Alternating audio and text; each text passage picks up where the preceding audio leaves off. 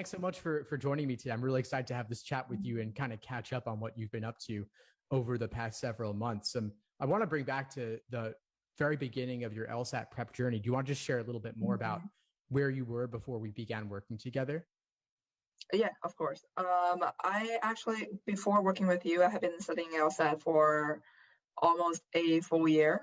And I have, from the moment I took my first real exam to the moment I get a score I wanted, it took about 16 months in total, if not more. And my score went up from first one was canceled, and then 161, and then 168, and then finally 171. So I really need to say that I've been through a long journey. Yeah, that is a long journey. So 16 months, that's nearly a year and a half. And you were at it for quite a while before we even met and we even started working together. So where would you roughly approximate you were at score-wise at that point? If I am to estimate which range I would be at, I would say I wouldn't be above 160, because at the time I just couldn't get a hang of logic games. So what exactly it is, what exactly the logic is behind it. I was quite lost, so I didn't really get it that agnostic. Gotcha. Okay, so it was maybe max 160, but you were somewhere. Yeah, I was max 160. Somewhere maybe a little bit less, maybe roughly in that range. And then what led you to reach out to me? I just felt very not in control of what I can do with the LSAT, and especially with how much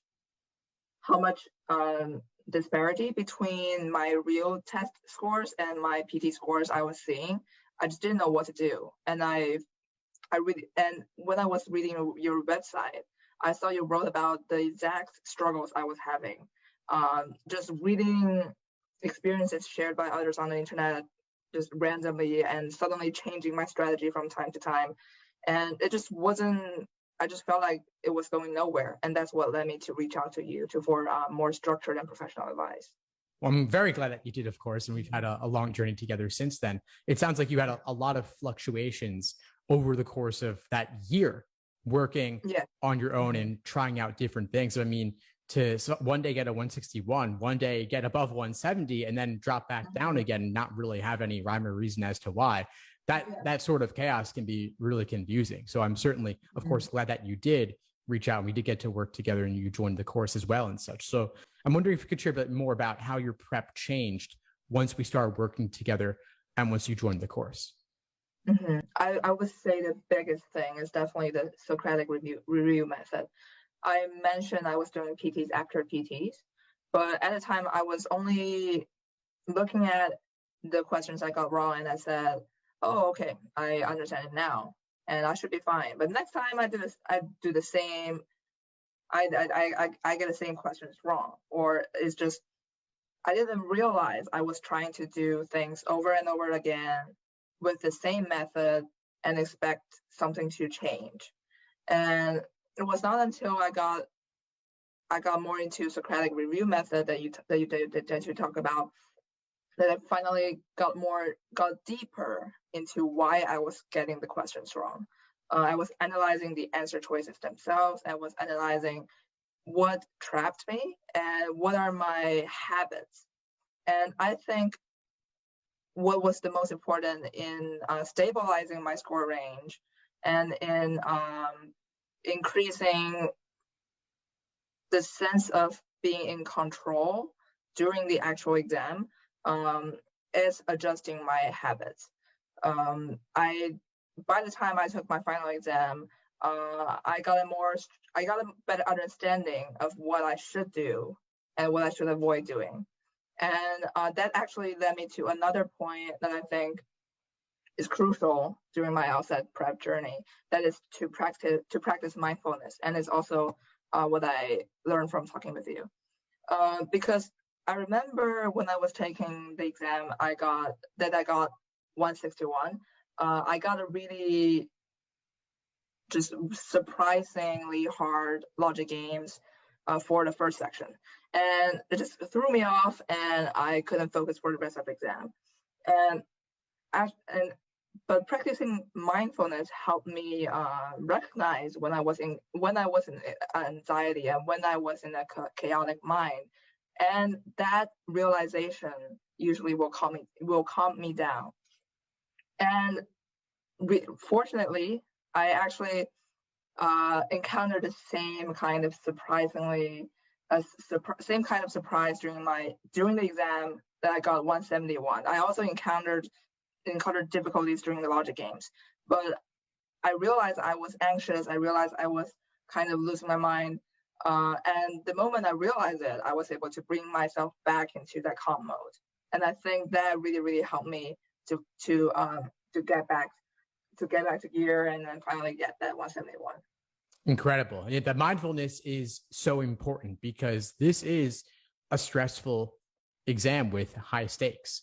And just the adrenaline going into the real thing, people experience all sorts of things like sweaty palms, the nerves, the heart racing, having to go to the bathroom a lot. And these are these are real things. I mentioned it because it's real. And these are things that, when I get nervous, these things happen to me too. And so in a way, like, you have to prepare to and expect that those symptoms of the nerves are going to happen. The question is, how do you handle them and maintain the calm and focus to check yourself? So I'm glad that you implemented that and you were able to successfully execute it on test day itself when it really ultimately mattered. It really mattered. It mattered a lot. Yeah. So I'm wondering also if you could share a bit more about the Socratic review method in terms of how that translated for you on test day in terms of navigating some of those difficult questions. Yeah, of course. I think the key thing with Socratic review method is to push yourself to be as clear with understanding the specific questions, the logic behind the logic behind it, and the intentions of the test makers. Because initially, when I look at questions, like I said, I would just look at explanations, and if the logic made sense to me, then it's fine. Then I think I understood the question, but I wouldn't exactly look into each answer choice, even though the one I didn't select, and to ask myself, why exactly did I think this is wrong, and why exactly did I think this is right? But the Socratic review method, this sort of exchange with yourself and to always push yourself to understand it as much as possible, helped me understand much better the intentions of the test makers. I started to notice traps in the answer choices more, and I started to notice what kind of wording, what kind of usually used tricks by the test makers could confuse me, and that allowed me to really adjust my habits to be more mindful of those traps. That's exactly what you need to be able to do. Yeah. Yeah, and I think that Socratic review method also it can be done individually, but it might even work better when you work with a friend. It's kind of, you translate that Socratic review method into sort of a seminar setting, and you ask each other, why exactly do you think this is wrong? And pushing yourself to really verbalize what you think also help clarify understanding. Yeah, no, that's something that I think is so important, to do it with others, not to do it only alone. Of course, you can do a lot of it alone. You can do so much alone, but to really force yourself to articulate it to someone else and have a dialogue and push back and really force you to clarify your understanding and make sure you've truly got it. And to also make sure if there's something that you don't get fully or that you misinterpret, that you've got that check there. And so we do it in the course all the time. We do it live in class all the time. And I know that you made a friend in the course as well, because not only did we work together one-on-one, but you also showed up to class and took full advantage of all the opportunities. You made a friend there and you guys studied together, right? Yes, I felt really fortunate to have met Annie.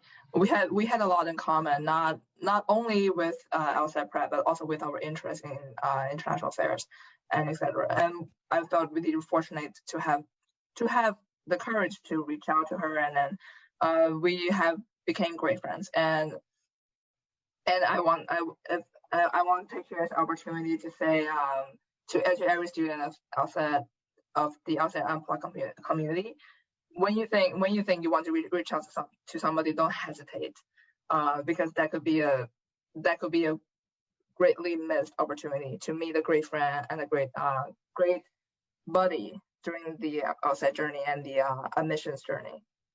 I'm so glad you said that. Yeah, you never know what possibilities could open up if you form that connection. Some things might not lead to anything at all, but you never know. It could lead to something incredible. You could make a lifelong friend because you have this deep shared common interest and you're going through something that's incredibly difficult together. And it's not just about the LSAT. There's the admissions process, and there's also law school and your career goals. I mean, you could, believe it or not, it's entirely possible you both could end up at the same law school in the end. Yeah, it's very possible. And I also want to say that almost everyone I've met in the LSAT Unplugged community has an interesting story, but at the same time is very open when you reach out. So never hesitate to reach out. Yeah, I'm always encouraging folks in the chats to DM each other. Or there's someone in class who made a comment that sparked your interest. Reach out. Maybe they could become a study buddy. You can trade numbers, you could trade emails, and connect with them outside of class too. And we have study groups every week, but that's not the only place you can connect. You can connect as you like, and people connect offline and talk all the time. It's fantastic what the community has arisen here. So I'm glad that you took advantage of that too and had that opportunity. So Judy, you've now got this, you finished the LSAT, you got your score increase, you got through 171, and you also got into a top 14 law school as well. So what was that process like for you on the admissions side, and what are you looking forward to next? The admissions process, I would say, was greatly facilitated by the sense of having a score that gave me confidence, because it really enabled me to see it really enabled me to think about what exactly I was looking for in a school, because now that I have the basis of the score, I have more choices. But I would say another thing that was crucial during the admissions process was to be really honest with my story, and to be really careful in terms of crafting the personal statement, the diversity statement, because the admissions process is not only about scores.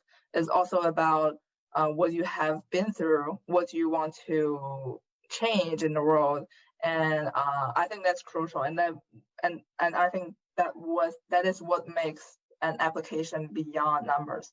And I truly believe schools look at that. I personally believe in that. So the personal statement and the diversity statement and other statement that you see fit in representing your personality and representing your story is really, really helpful. And I would definitely suggest to look for help, either professionally or from a friend, to look over your documents. And all of that hard work finally led me to be accepted at one of my top choices. I'm on the T14, and it is a great feeling to see your hard work paid off. Absolutely.